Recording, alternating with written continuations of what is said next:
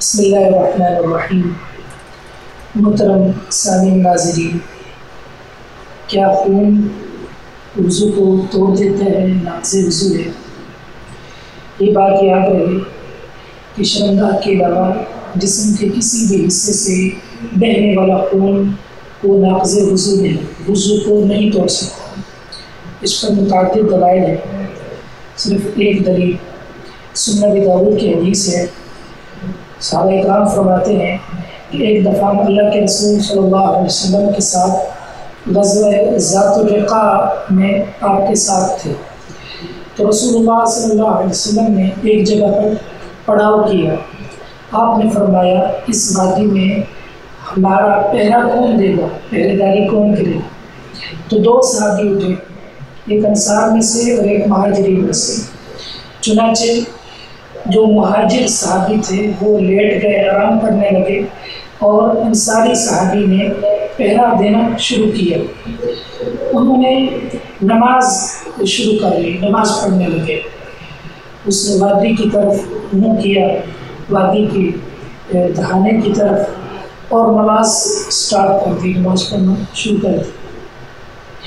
تو ایک شخص مشرکین میں سے وہ آیا، اس نے دیکھا کہ ایک شخص پہرے دار ہے، وہ پہرے داری کر رہا ہے، تو اس نے تیر چلایا اور وہ تیر اس صحابی کو لگا۔ صحابی نماز میں ہی تھے، انہوں نے نماز کو جاری رکھا اور تیر کو نکال دیا اور نماز جاری رکھی۔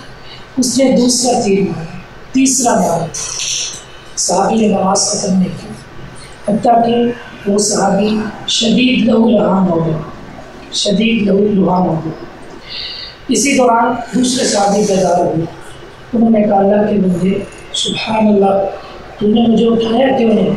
تیری یہ حالت ہو چکی ہے۔ تو اس نے کہا کہ میں نے ایک ایسی صورت شروع کی تھی کہ میرا جی نہیں چاہ رہا تھا کہ میں اس کو چھوڑوں۔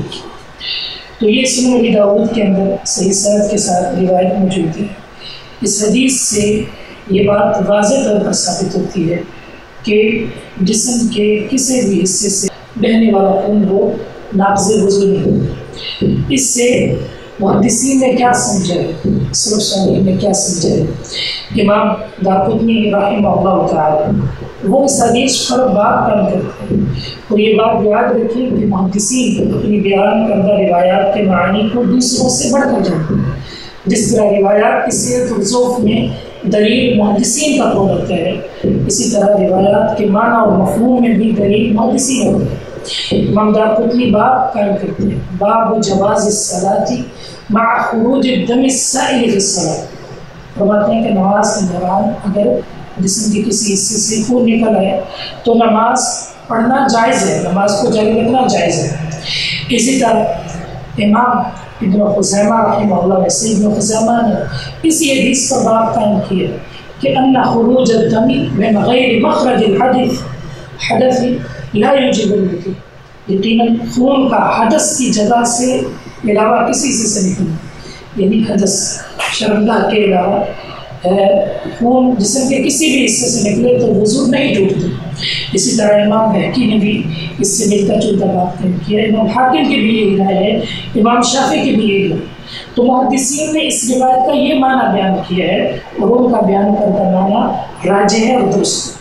اسی طرح سلف صالحین نے، صحابہ اکرام نے، ہمیں کئی روایات ملتی ہیں، اثار ملتے ہیں۔ سیدنا عمر رضی اللہ تعالیٰ عنہ ان کے والے سے موطا میں صحیح سند کے ساتھ سیدنا مسور بن مخرمہ کہتے ہیں کہ جس رات انہیں زخمی کیا گیا، صبح میں نے نماز کے لیے اٹھایا تو وہ بیدار ہوئے، تو انہوں نے نماز پڑھی، اور اس میں الفاظ ہے کہ ان کے جسم سے خون بہہ رہا تھا، پھر بھی انہوں نے نماز پڑھی، نماز کو نہیں چھوڑا۔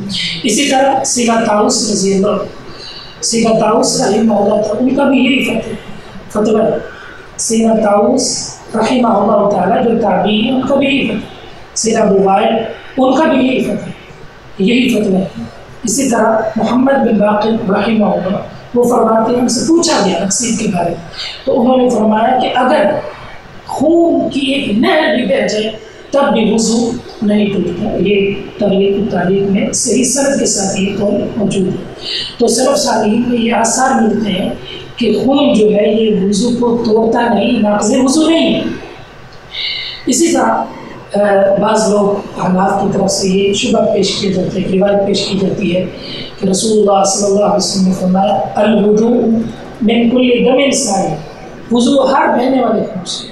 یہ بات یاد رہے کہ یہ روایت سنن دارقطنی میں ہے، اور اس میں بقیہ بن ولید راوی ہے جو مدلس ہے اور تدلیس تسویہ کرتے ہیں، یہ بری ترین تدلیس ہے، اور اس میں شرط ہے کہ یعنی مکمل آگے مدلس کی بات روایات میں سما کی تصریح ہے، لیکن اس میں اس شیخ سے ہی سما نہیں چل جائے کہ آگے سما۔ اسی طرح ابو داؤد کی روایت ہے جس میں نقصیر سے وضو کا ذکر ملتا ہے، تو وہ روایت بھی ضعیف ہے، اس میں اسماعیل بن عیاش غیر شامیوں سے بیان کرے، اور جب وہ غیر شامیوں سے بیان کرے تو محدثین کے ہاں، امام الرابی کے ہاں، حافظ بن حجر کے ہاں ان کی روایت ضعیف ہوتی ہے۔ تو اس حوالے سے جتنی بھی روایات ہیں مرفوع وہ ضعیف ہیں۔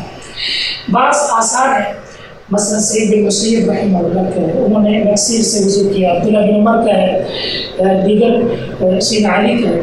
تو یہ بات یاد رہے کہ سعید بن مسیب سے دونوں طرح ثابت ہے، بعض روایت میں آتا ہے انہوں نے وضو کیا، بعض میں آتا نہیں کیا۔ عبداللہ بن عمر سے دونوں طرح سے، اور حناف کا یہ اصول ہے کہ جب آپس میں آثار متعارض ہو جائیں تو وہ گر جاتے ہیں، ان کا کوئی اعتبار نہیں ہے، اذا تعارضا تساقطا۔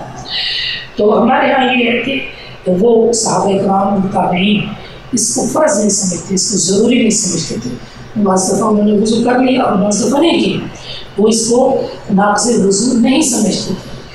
اور بعض لوگ یہ شبہ پیش کرتے ہیں کہ رسول اللہ صلی اللہ علیہ وسلم کے یہ صحابی کا عمل ہے، آپ کو علم ہی نہیں ہو سکتا۔ یہ بہت بڑی بات ہے، یہ بات یاد رہے کہ محمد رسول اللہ صلی اللہ علیہ وسلم اس غزوے میں خود شریک ہیں بنفس نفیس، تو آپ کو کیسے علم نہیں؟ اگر یہ منع ہوتا تو اللہ کی طرف سے وہی نازل ہو جاتی، رسول اللہ صلی اللہ علیہ وسلم بتا دیتے کہ تمہاری نماز نہیں ہوئی۔ صحابہ سے نہ عمر قطعاً اس حالت میں نماز نہ پڑھتی، لیکن انہوں نے بتایا نہیں۔ اس کا مطلب یہ ہے کہ رسول اللہ صلی اللہ علیہ وسلم کی طرف سے یہ تقریر ہے، تو اس لیے شرمگاہ کے علاوہ جسم کے کسی بھی حصے سے خون بہے تو وہ ناقص وضو نہیں۔ اللہ رب العزت سے دعا ہے کہ وہ ہمیں کتاب سنت پر پیرا ہونے کی توفیق عطا فرمائے۔